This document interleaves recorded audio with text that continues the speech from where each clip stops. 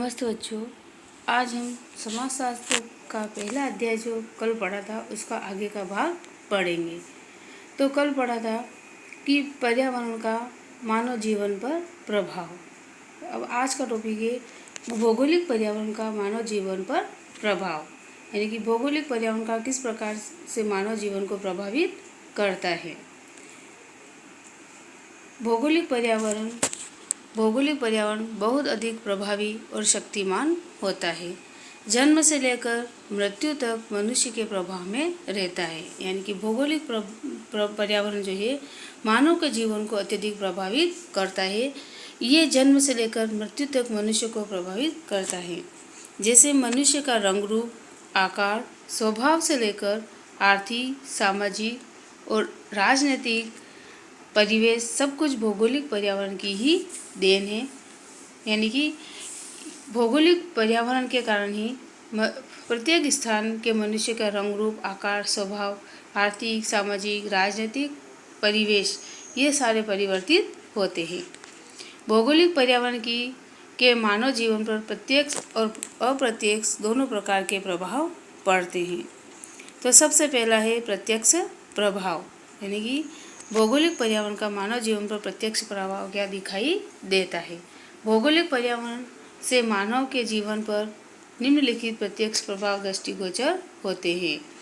सबसे पहला है जनसंख्या पर प्रभाव, यानी कि किसी देश की जनसंख्या कितनी होगी यह यहाँ वहाँ की अनुकूल या भौगोलिक परिस्थितियों पर निर्भर करता है। यानी कि जिस प्रकार की भौगोलिक स्थिति होगी उस स्थान की जनसंख्या उसके आधार पर निर्धारित होती है।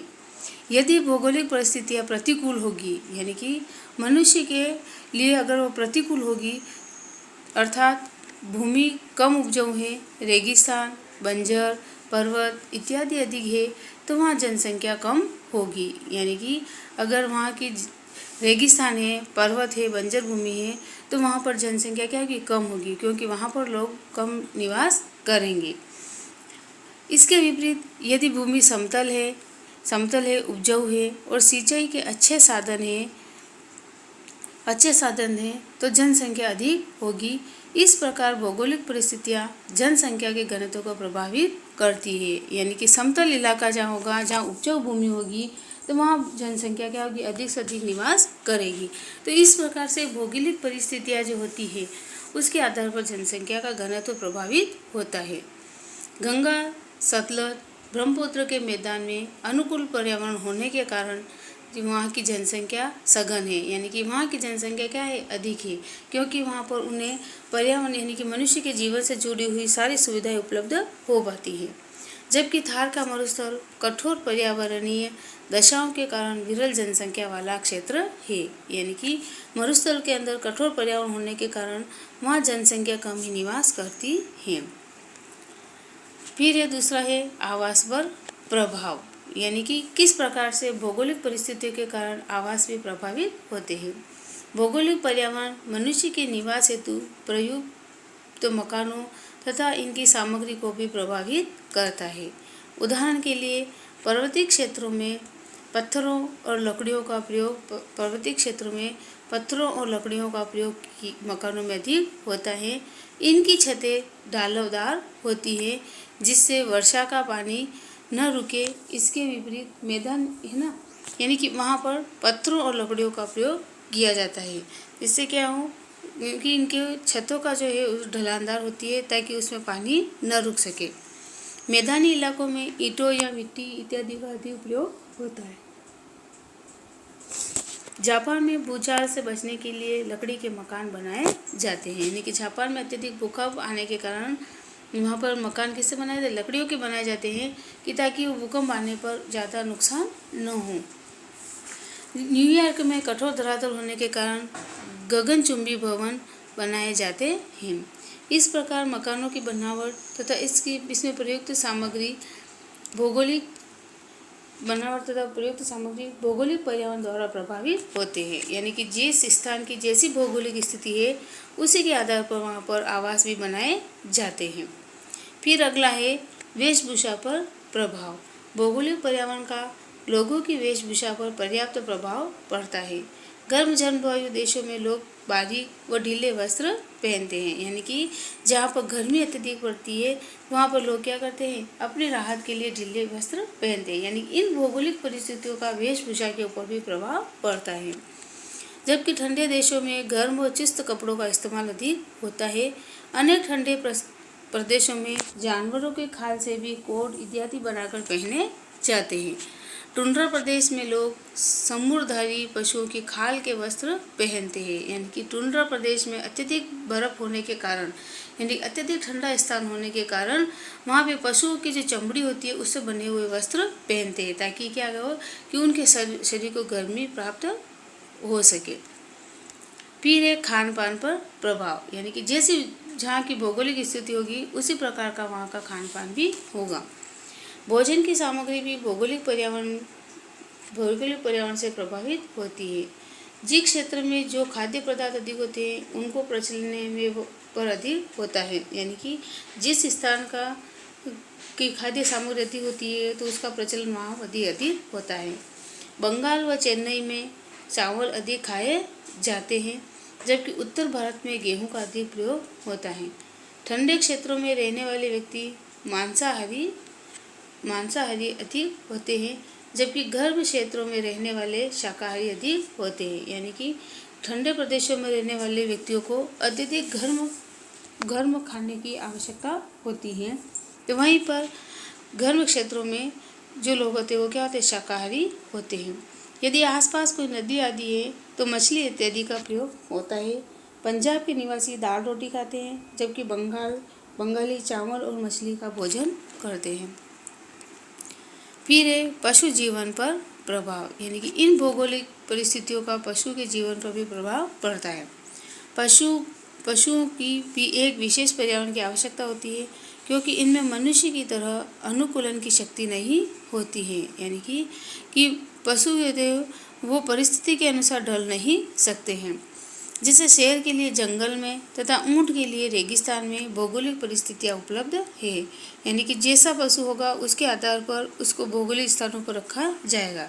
जैसे शेर जो है वो कहाँ रहता है, उसके लिए अनुकूल स्थान है जंगल, तो ऊंट के लिए अनुकूल स्थान है रेगिस्तान। रेगिस्तान में भौगोलिक परिस्थितियाँ उपलब्ध है और ये यही अधिक प्रसन्न रहते हैं। इसी प्रकार मछली भी समुद्र में ही प्रसन्न रहती है, यानी कि पशुओं को उनके अनुकूल स्थान पर ही रखा जाता है। फिर अगला है भौगोलिक पर्यावरण के अप्रत्यक्ष प्रभाव, यानी कि जो प्रभाव दिखाई नहीं देते हैं उन्हें क्या कहते हैं, अप्रत्यक्ष प्रभाव कहते हैं। भौगोलिक पर्यावरण अप्रत्यक्ष रूप से भी मानव की सामाजिक दशाओं को निम्नलिखित प्रकार से प्रभावित करता है, यानी कि मनुष्य के जीवन को भौगोलिक पर्यावरण अप्रत्यक्ष रूप से भी प्रभावित करता है। पहला है सामाजिक संगठन पर प्रभाव। भौगोलिक पर्यावरण अप्रत्यक्ष रूप से सामाजिक संगठन को प्रभावित करता है। लिपले का कथन है कि ऐसे पहाड़ी व पठारी देशों में जहाँ खाद्यान्न की कमी होती है वहाँ जनसंख्या की वृद्धि अभिशाप मानी जाती है, यानी कि जहाँ पर खाने पीने की सुविधा पूर्ण रूप से नहीं होती है ना, तो वहाँ पर क्या होती है, जनसंख्या वृद्धि कम होती है। और ऐसी विवाह संस्थाएं स्थापित की जाती है कि जहाँ जनसंख्या में वृद्धि न हो, यानी कि ऐसे स्थानों पर जनसंख्या वृद्धि कम होती है। विवाह की आयु, परिवार का आकार तथा प्रकार भी अप्रत्यक्ष रूप से भौगोलिक परिस्थितियों से प्रभावित होते हैं, यानी कि जैसी भौगोलिक स्थितियाँ होगी उसी आधार पर जनसंख्या, वहाँ के लोगों की आयु और परिवार के आंकड़ों का निर्धारण होगा। मानसूनी प्रदेश घनी जनसंख्या के अभिशाप से ग्रसित है। फिर है आर्थिक संरचना पर प्रभाव। भौगोलिक पर्यावरण उद्योगों के विकास की गति निर्धारित करता है। यदि खनिज पदार्थों की प्रचुरता है तो आर्थिक विकास अधिक होगा और लोगों का जीवन स्तर उच्च होगा। यदि किसी भौगोलिक स्थान पर है ना, कि जहाँ पर भौगोलिक स्थान पर कि यदि खनिज पदार्थों की प्रचुरता है किसी स्थान पर, तो वहाँ का आर्थिक विकास अधिक होगा, यानी कि वहाँ की अर्थव्यवस्था अच्छी होगी और लोगों का जीवन स्तर भी वहाँ पे क्या होगा, अच्छा है, उच्च होगा। यदि प्राकृतिक साधनों की कमी है तो आर्थिक विकास प्रभावित होगा और लोगों का रहन सहन व जीवन स्तर अपेक्षाकृत निम्न कोटि का होगा। व्यावसायिक संरचना भी इससे प्रभावित होती है। इस प्रकार भौगोलिक पर्यावरण आर्थिक संरचना को प्रत्यक्ष तथा अप्रत्यक्ष रूप से प्रभावित करता है। भूमध्य रेखीय प्रदेश में कच्चे मालों की प्रचुरता होते हुए भी तकनीक एवं विज्ञान का विकास न होने के कारण उद्योग धंधों की स्थापना नहीं हो पाई है। फिर अगला है राजनीतिक संगठन पर प्रभाव। तीसरा प्रभाव है राजनीतिक संगठन पर प्रभाव। राज्य तथा राजनीतिक संस्थाएं भी भौगोलिक परिस्थितियों द्वारा प्रभावित होती है। प्रतिकूल पर्यावरण में लोगों का जीवन घुमंतु होता है, यानी कि पर्यावरण अगर मनुष्य के प्रतिकूल है तो वहाँ का जीवन क्या होगा, घुमंतु होगा, है ना। यानी कि प्रतिकूल अगर है जीवन तो वहाँ व्यक्ति ज़्यादा स्थायी रूप से नहीं ठहर पाते हैं और स्थायी संगठनों का विकास नहीं हो पाता है। अनुकूल पर्यावरण अधिक विकास में सहायता प्रदान करता है, यानी कि मनुष्य के जीवन से अनुकूलित अगर पर्यावरण है तो वह आर्थिक विकास में सहायता प्रदान करता है। राजनीति को स्थायी रूप प्रदान करता है और समानता पर आधारित प्रजातंत्र या साम्यवाद जैसी राजनीतिक व्यवस्थाएं विकसित होती हैं। अत्यधिक आर्थिक समानता कुलीन तंत्र का विकास करती है।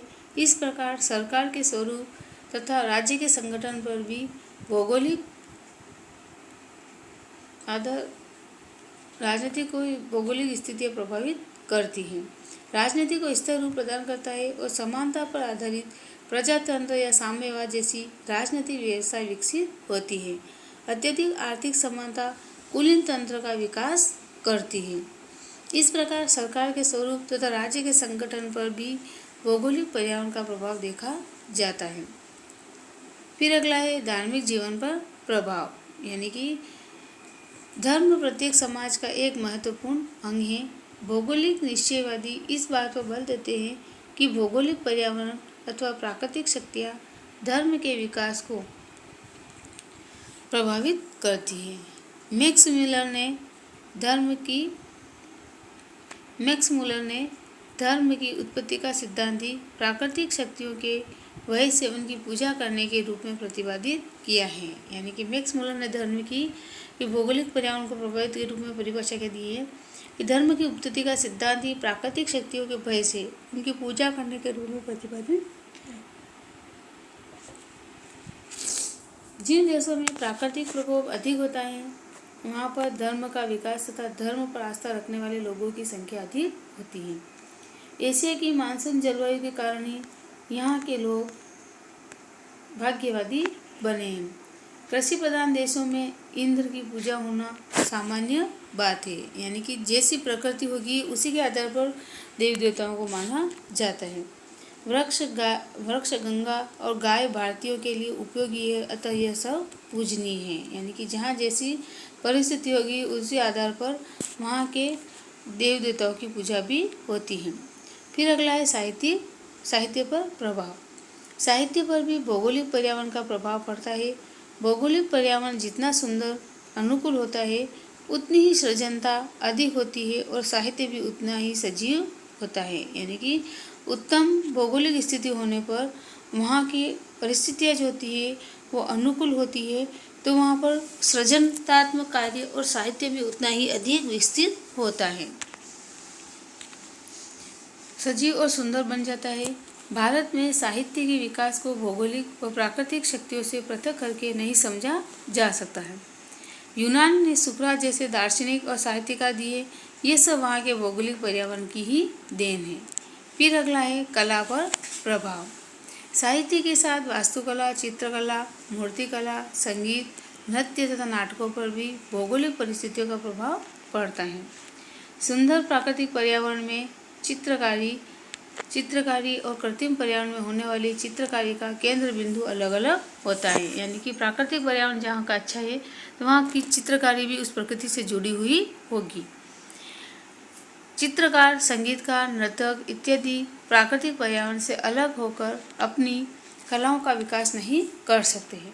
यूनान और रोम में ललित कलाओं का विकास हुआ तो वहाँ की भौगोलिक परिस्थितियों के कारण ही हुआ। तो ये सारे प्रभाव है वो प्रकृति के कारण मनुष्य के जीवन को प्रभावित करते हैं। तो जैसी प्रकृति होगी, जैसा जहाँ का प्रभाव होगा, तो वहाँ की उन्नति भी वैसी ही होगी।